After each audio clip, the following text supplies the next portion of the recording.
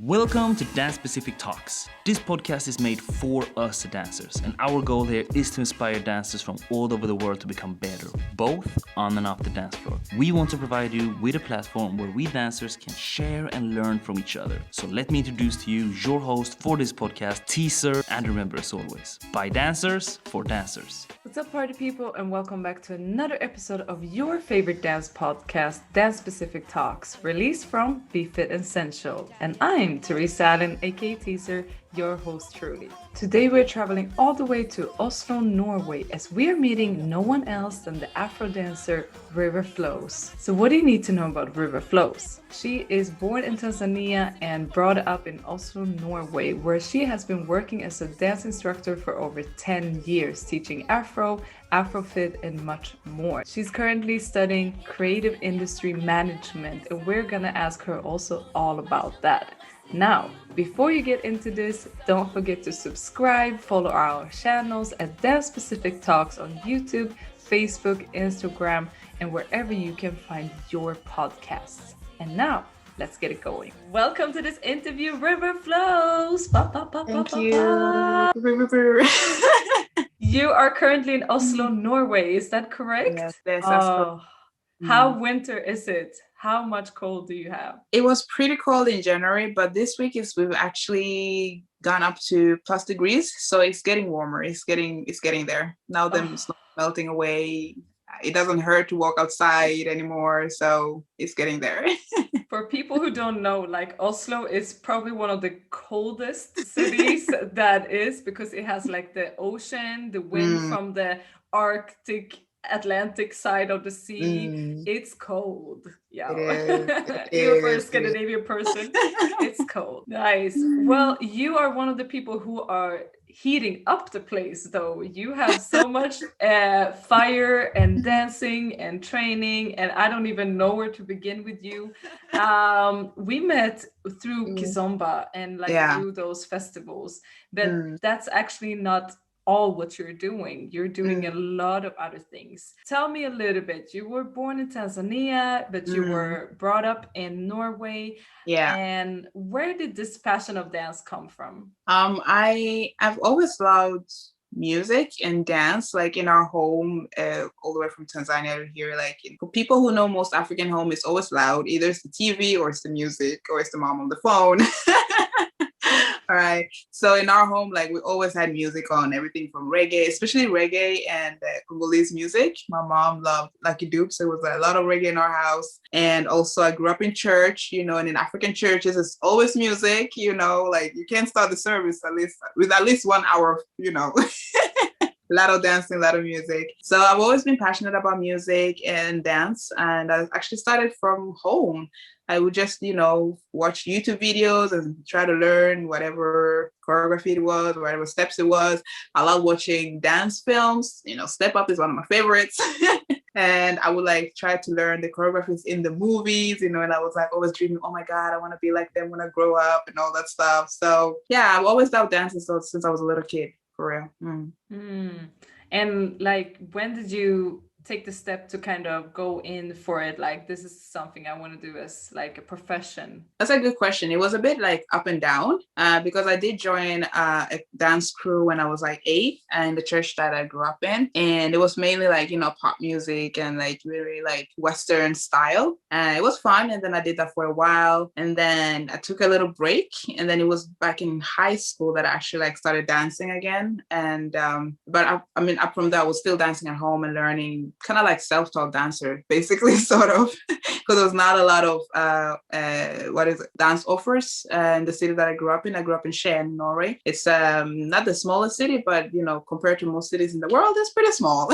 There was one dance school, and they only had street and hip hop and jazz and ballet, which were not what I was interested in. So I was okay, YouTube, here I come. And I became a dance fitness instructor in high school. And that's when I started going more and more into it. And when I moved to Oslo, that's when I took it a bit more seriously as well, because then I was on my own, and I have to pay for my own courses and classes, and there are a lot more offers in Oslo as well.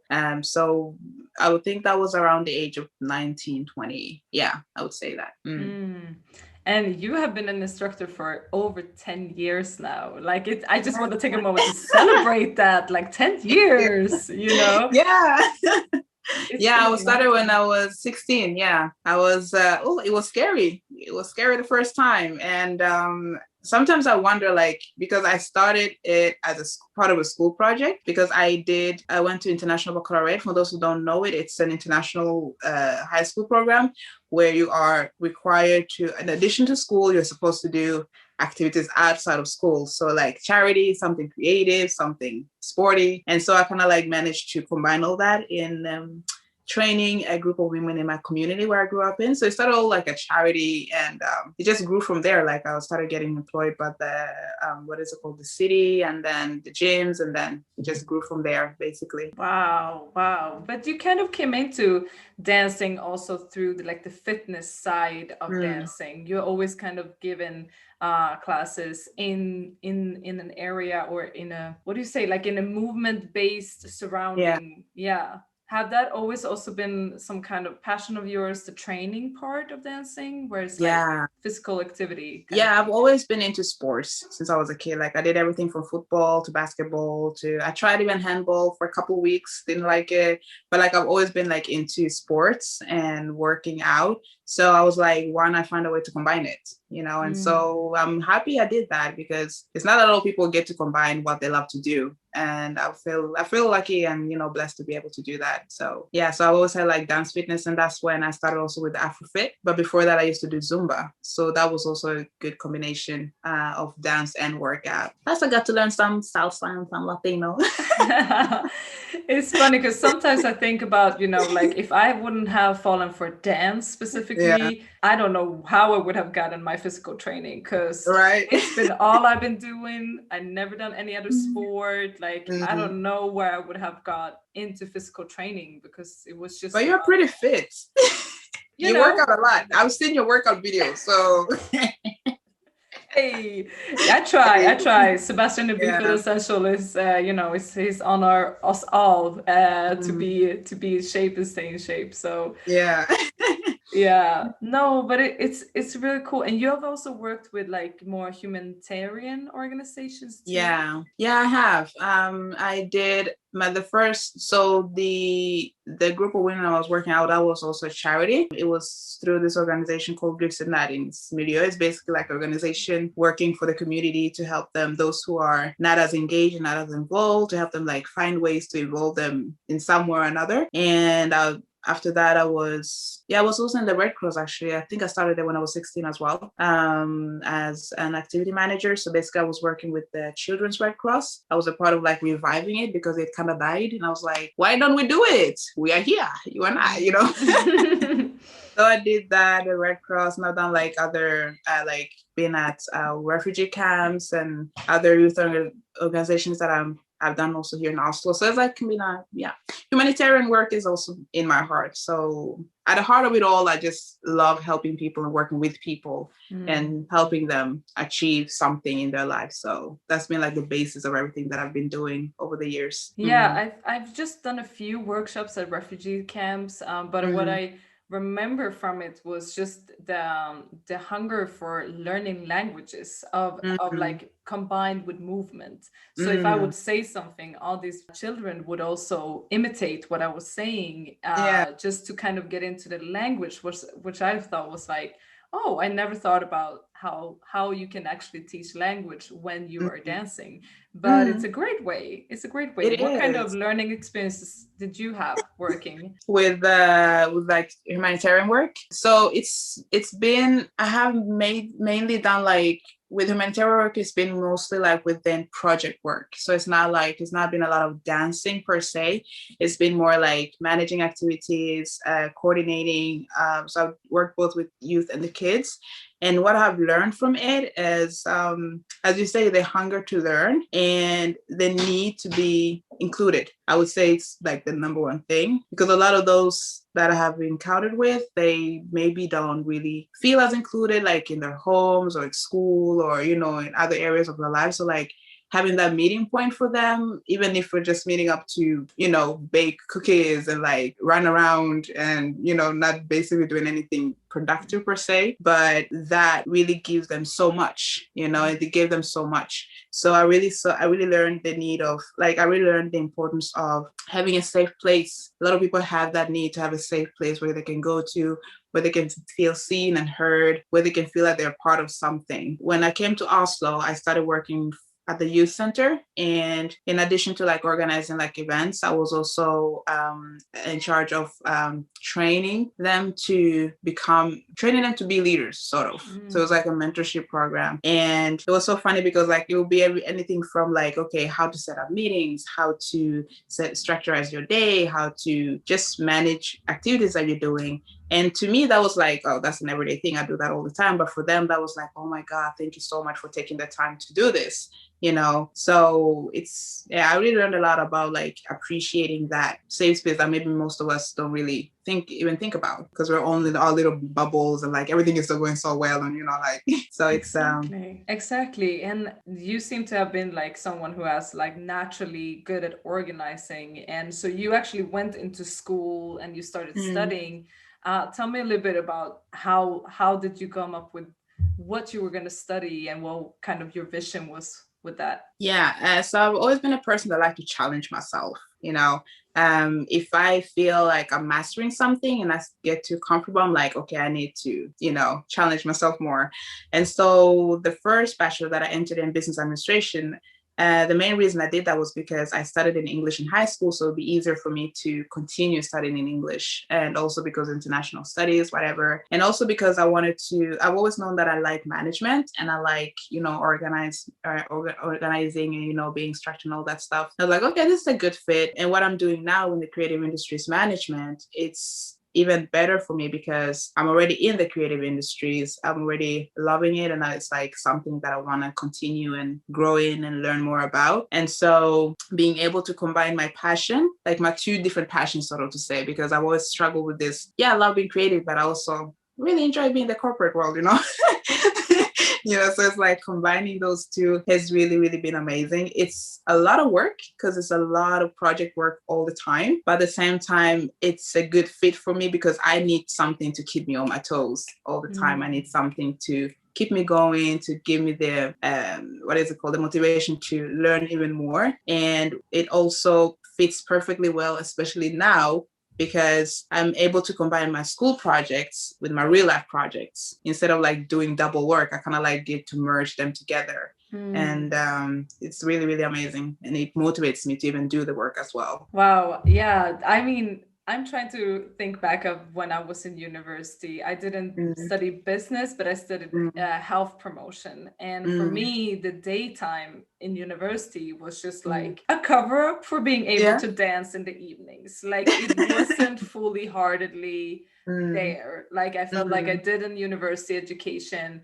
And as soon as that time clocked out, I was in my real life and did my dancing and in the evenings, teaching and doing all of that.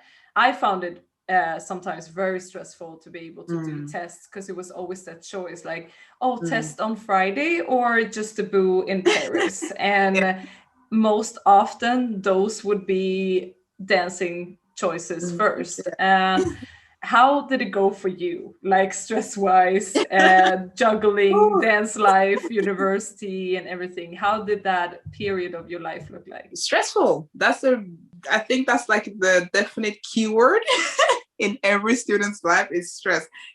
From the semester starts to the end, it's always stressful. But although it was stressful, I still found a way to balance it all by having a really strict schedule, by being very self-disciplined. Like I would wake up, at least now it's a bit harder, but like before all this Corona lockdown, it was a bit easier because I had a fit schedule. I would wake up, at 5:30, go to the gym, do the meetings or read emails or whatever, go to lecture, go to work, meetings, and then, it would just go on. But I had, something to do from Sunday to Sunday. So if I wanted a day off, I literally had to just force myself to take the day off. And I wasn't really good at that before the burnout, but now I'm much better at it.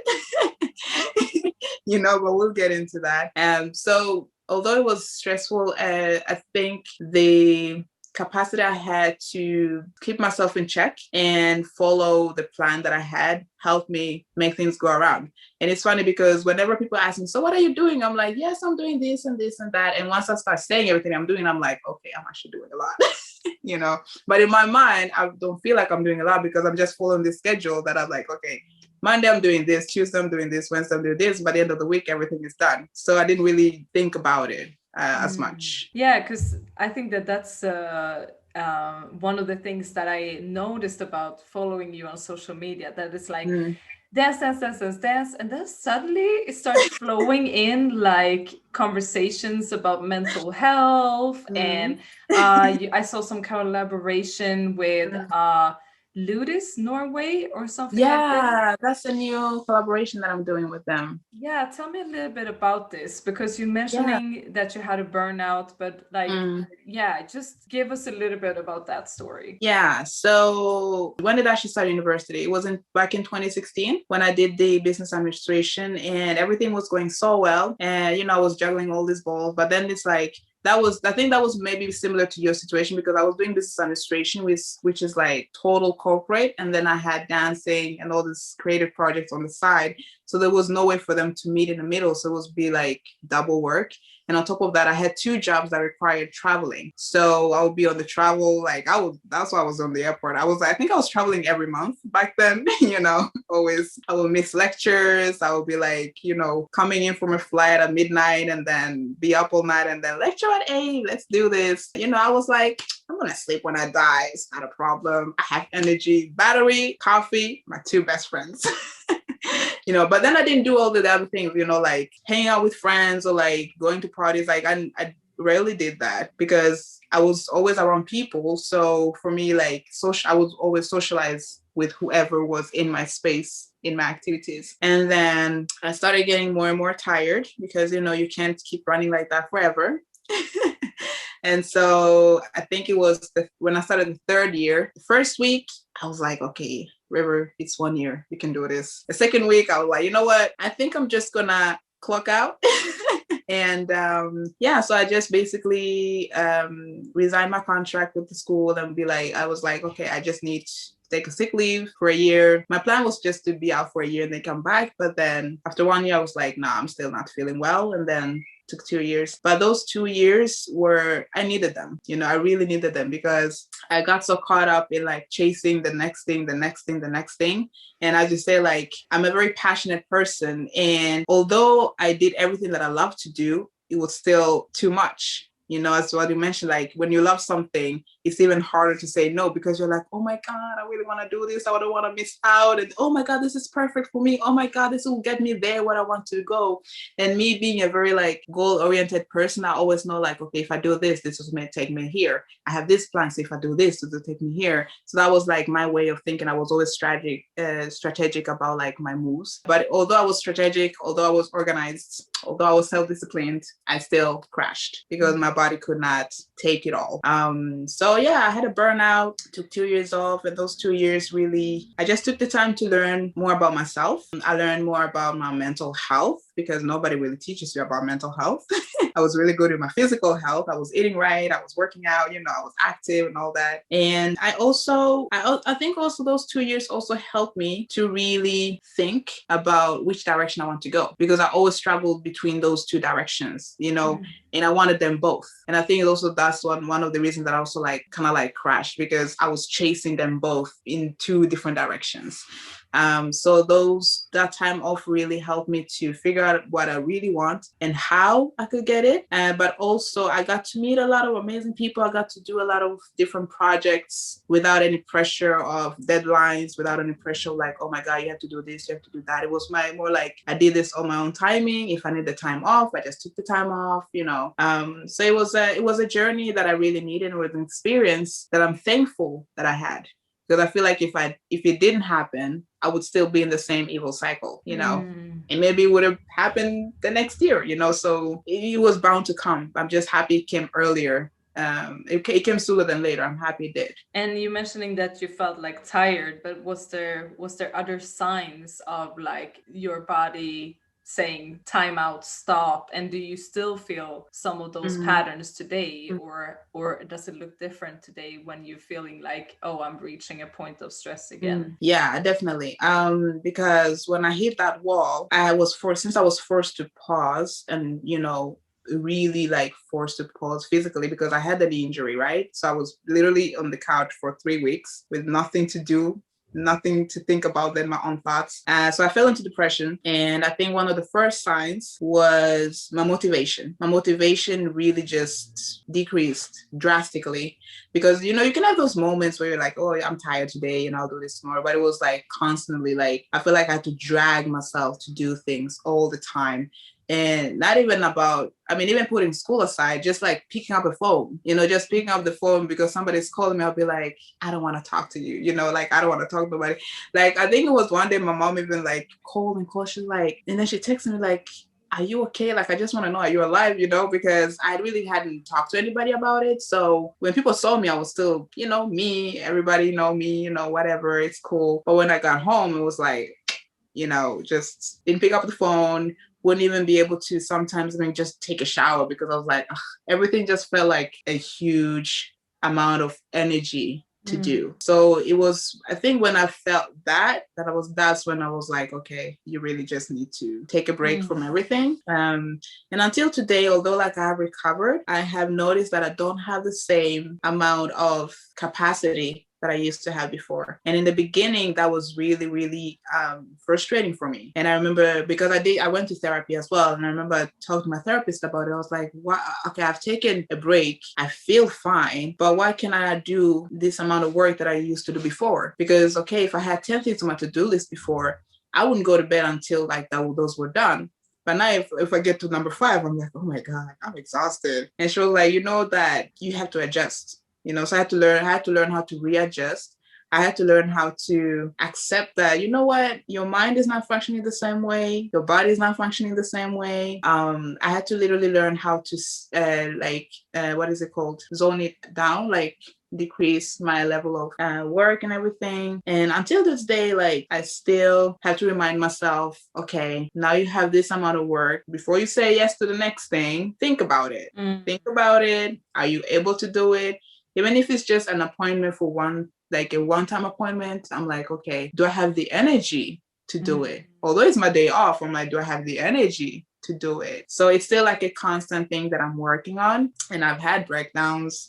Last week I had, I think, 2 breakdowns, No, but that's so important to say because, again, like on Instagram and stuff, it can look very much like we are all living that dream life. Yeah. But once you're feeling like you're crashing, like why would you put up anything on social media? You try to be inspiring to people and here you are feeling like shit, Yeah. But I'm happy that you say that because I think that we're all going through it, and especially with like the last year of I keep saying this in some of these interviews, but it's every dancer I talk to has this realization of like, when do I work and when do I not work? And even if we're all home and we have so much time compared to before when we had a bunch of events to go to, people are still super stressed because how am I going to get this economy to go around? And am I really doing things that gives me money? And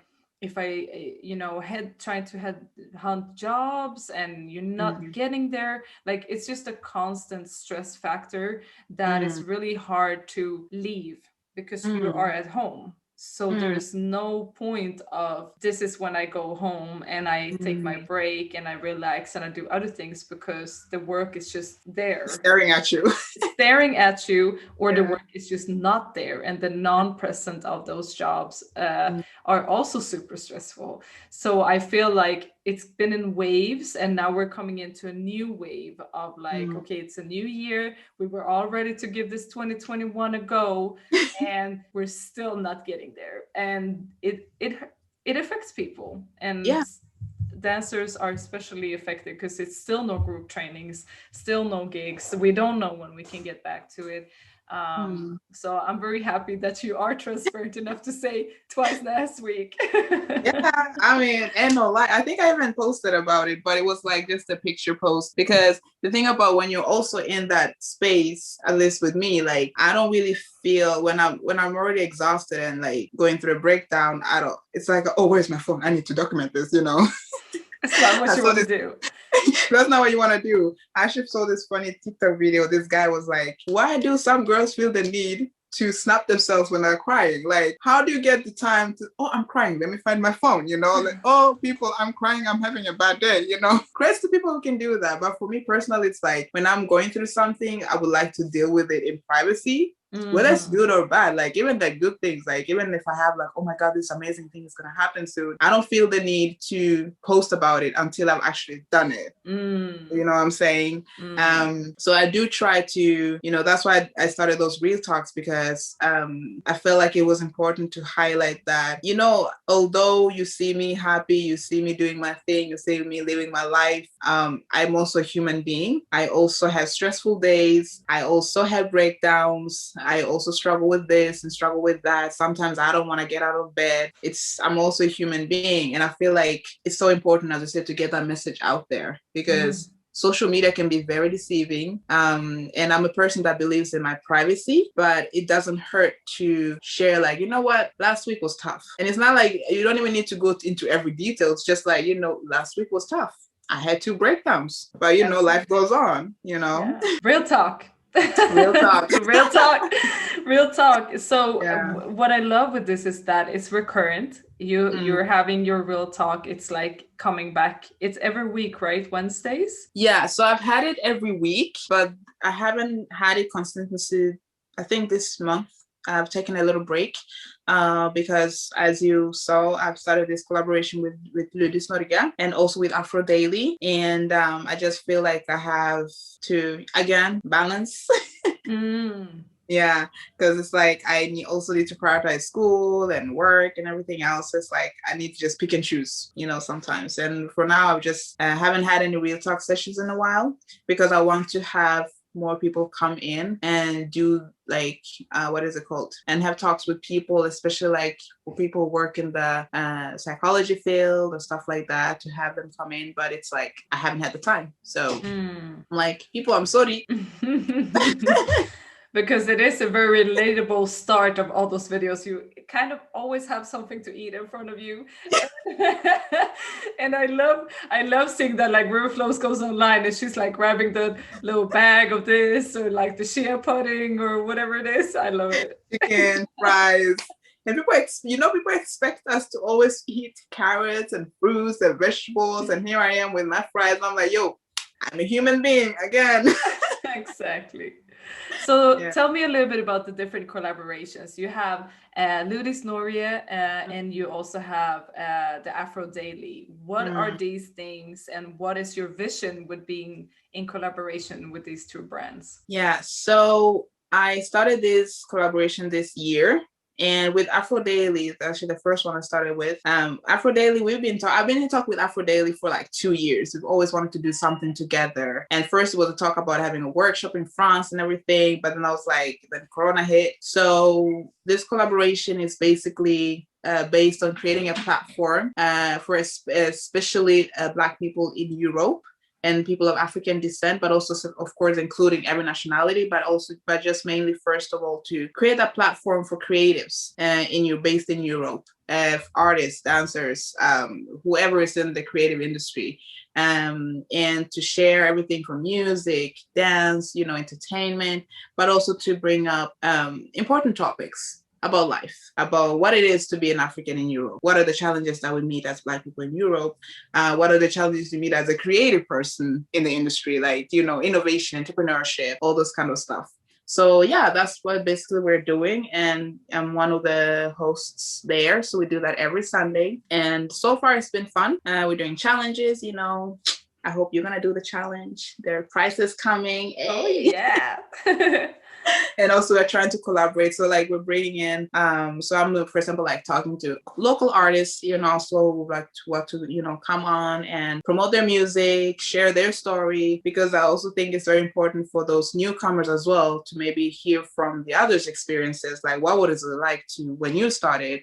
What are the challenges they face and how do they face it, if they have advices to give and all that stuff. So just a platform to share both, passion and also knowledge, basically, for anyone who's interested or is in the creative industry. Oh, that's amazing. I think that is so dope. And also that it's not about just the latest music video, but that you're mixing it with actual real talk again. Yeah, exactly. Really important topics. And also 2020 was one of those years. Like we have had a lot of things to discuss.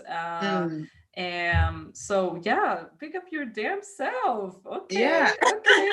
Love it. And then with Ludus, it's more of like the training, the coaching, if I understood it right. 2021, back to my workout. Yeah, because the thing is that as I mentioned before, like I've always been very interested in sports and physical activity. But just as many others, being stuck at home really just killed my vibe, to say it like nicely.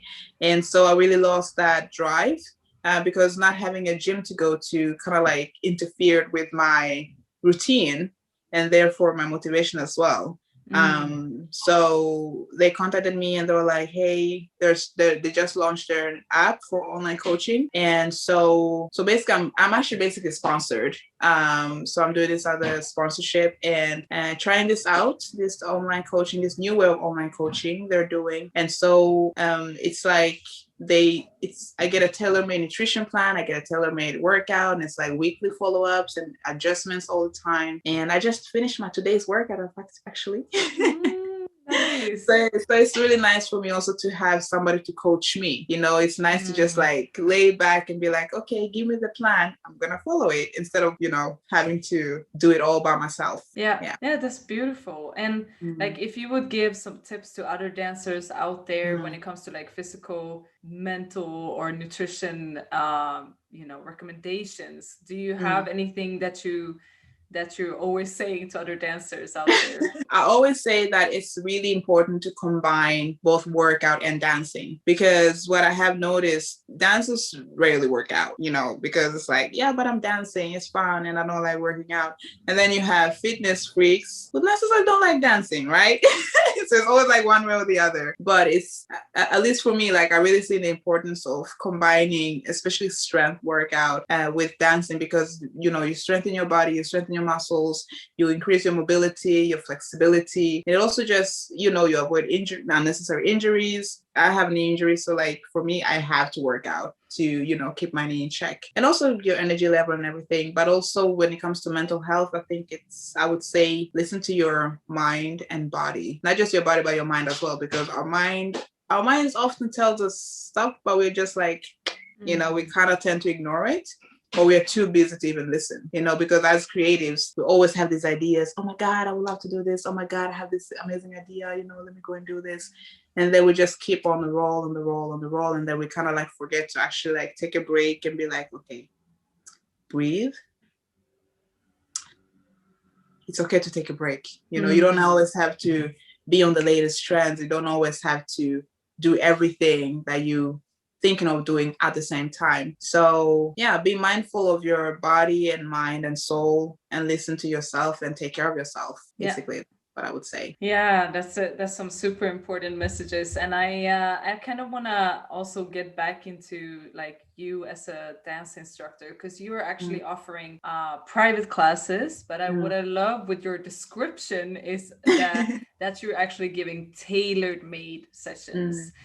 So tell me a little bit how you are working when you meet a new client. How do you actually create these tailor-made private classes? Yeah, so what I do is when a client contacts me, or potential client contacts me, because I don't take on everybody who contacts me, I like to first talk with them about, who they are, what they want, their needs, what they envision themselves, and also where they want to go, because that's also important to me, like to know, okay, where do you actually want, what's your point, like what do you want to learn? So for some people, they just need it as a physical activity, a weekly activity. For others, maybe they want to be better at, some techniques, or others, they just want to learn all the latest Afrobeats moves, So people come with different needs. So based on what they tell me, then I'm able to suggest a plan, because, they gotta pay and, choose whatever package they want. But then I present like, okay, based on what you've told me, this amount of hours or this amount of sessions are what's, reasonable for you to be able to reach that goal. In addition to that, I also have them exclusive tutorials for them, videos, follow-ups. They basically, they get all of me. You become their accountability partner, basically, as well. Exactly. Yeah. So, and it's more than dance, sometimes if they want to grab a coffee, we'll go grab a coffee, if they need a partner to talk with, so it becomes like a more personal journey rather than just, okay, let's meet up every Wednesday, once a week. So it becomes like a more personal journey as well. That's beautiful. And I love your quote I saw a video where you said, my mission is to spread joy, inspire growth, and dance therapy. I love it. So how did you come up with that? Like, what is it that you really want to give your students in classes? I came up with that basically based on personal experience, because dance for me has been my therapy. It still is my therapy. And also based on feedbacks I've received from clients and class members and students over the years. And those are the three things that always come up. Oh, you give me so much joy of coming to your classes. I always feel so happy. I've had stories of people telling me that, that one time I came to your class, that day I was like so over with life, and I'm like, wow, it's because I just come as an instructor and I'm like, yeah, let's do this, let's have fun, but then they come with this feedback that it was more than just a dance class. It was actually therapeutic. It was actually, for some people, like they will even drive like 2 hours to come to class because it's a highlight of their week, and that means so much to me. I'm like, wow, okay, you actually value what I give you so much. So that's how I came up with those with that phrase then, based on experience and also feedbacks from people who come to my classes. Yeah. That's beautiful, because sometimes we also get caught up in like, okay, the latest trends or like what I think that these students want from this class, and you realize sometimes it's just the energy. It's just simply that someone says, you're beautiful today, or like, oh yeah, you guys are making me proud out there. And that maybe is the only thing that they need, Yeah, I think that's the beauty of being an instructor, that you are not really, sometimes you don't really know what it is that you're giving the students and what kind of health benefits it is. And it could be so much more mental than like, oh, that person learned this new step. Yeah, definitely. And that for me, like, that's my foundation of why I also instruct is that I want it to be more than dance. I want it to be more than just us coming together and learning a few moves and then, you go on with your life. But it's more like, taking care of your whole self. Like when you come to my session, I want you to feel seen. I want you to feel heard. I want you to be yourself. It's not like, okay, let's do the warm up, if I come into a room and I feel like the energy is off, sometimes I've even like, okay, let's sit down in the circle. Let's talk. How was your day? Or maybe I'll finish up a workshop with like, okay, let's sit in a circle and you say 3 things that you love about yourself, and sometimes it's just those small extra things that may sound a bit like, oh, silly, or like, oh, that's not what you do in a dance session. But like, it means so much, because you don't really know what people are going through. You don't really know what people are struggling with. You don't know how their day was before they came to you. So for me, it's very important to always have open arms, open ears. Sometimes I will sit even an hour and just talk to a client or a student, just like, okay, tell me about your day. How is life going? And so that's always like my main motive, to give more than just dancing, but to actually give myself, basically. Yeah. That's beautiful. And so what I know it's really hard to know like the future and where we're going with it, but do you have any type of like wishes, for this upcoming year or the next years to come when it comes to your dancing or your impact on the Norwegian dance scene or whatever? Do you have any type of visions? Oh, I always have vision. You know me. I always have a plan. What I can say for now is I want to just continue working on what I already have started with this year, which is, I wouldn't say important, but relevant collaborations. Yeah, maybe that's the word, relevant collaboration that actually also gives me as much as I also give to it as well. And also this year, I'm also focusing more on the management side, working more behind the scenes than on the scene.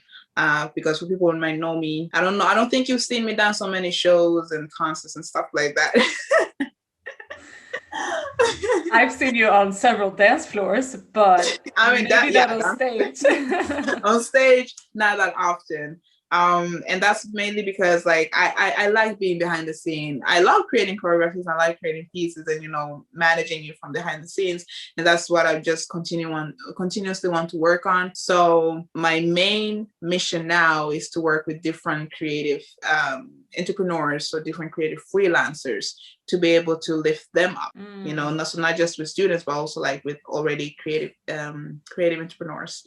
So that's my mission for this year, basically. Nice. Move more into management, yeah. Yeah, but it's dope, and again, I want to salute you on like the fresh take you have on in your content, because it's not just dancing; it is that joy and it is that river flows that we all know, But it's also super nice to see you go into this other role of like sharing your own experiences, being relatable, but also not everything is about great dance steps and hip wines, because we are getting happy with them, but there's just so much more to it. So I'm super, super, proud of this route that you're going on, and I just want to, commend you and keep going. And, maybe in the future it will even be events where you can combine all of what you are.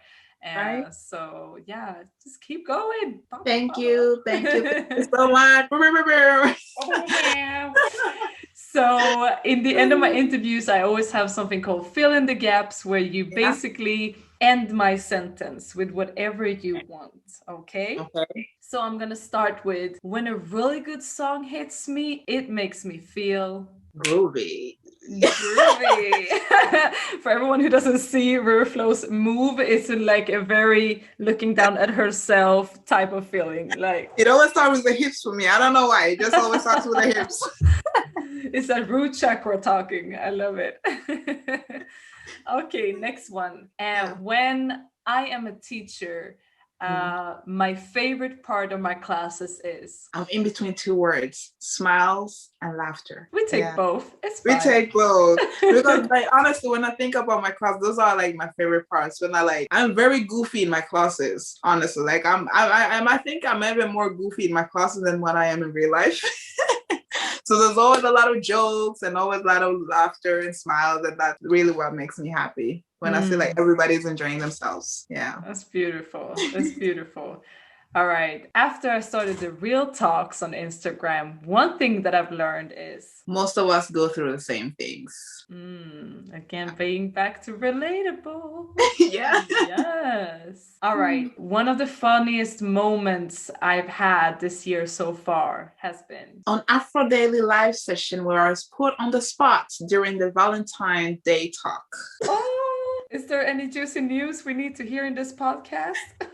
No, my co-host was like, so what was the best Valentine's date you've been? I'm like, I've actually never been to a proper Valentine's date. Oh. And I was roasted. I'm like, because for me, Valentine's Day really don't mean that much, because in Norway, Valentine's Day is really not a big deal. And in Tanzania, so it's not a big deal. So I've never grown up with that. Oh, Valentine's Day. For me, it's like, yeah, it's Valentine's Day. So, but I was put on the blast, like, oh, I was like, okay.